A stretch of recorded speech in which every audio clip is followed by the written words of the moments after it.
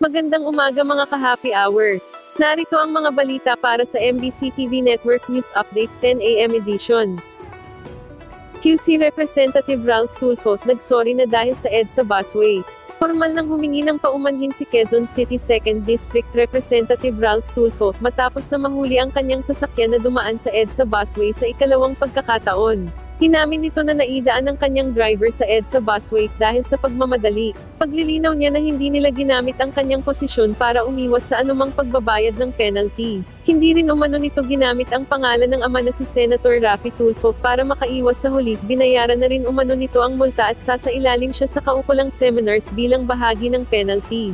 Tiniyak nito na gagawin nito ang lahat para hindi na maulit pa ang insidente.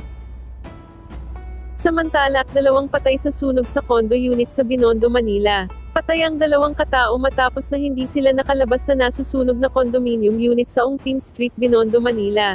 Ayon sa Bureau of Fire Protection, napawang mga kasambahay ang nasawi nang hindi sila makalabas sa 35th floor ng Sky Suites Ongpin, Manila. Nakalabas umano ang 3 kasamahan ng mga biktima, habang ang 2 ay hindi na nakalabas. Hinaalam pa ng mga otoridad ang naging sanhi ng sunog na kanilang naapula matapos ang mahigit 2 oras.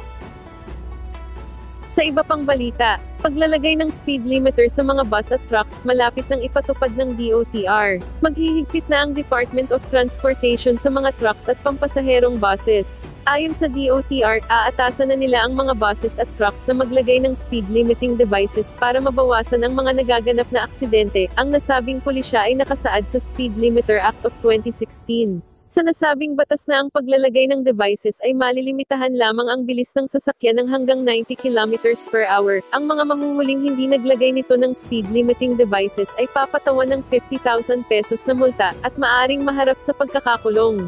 Magsasagawa muna ang DOTR ng pakikipagpulong sa mga stakeholders ukol sa nasabing usapin. At yan ang mga balita para sa MBC TV Network News Update 10 AM edition. Abangan ang mga susunod na balitaan mamaya para sa 11 AM edition.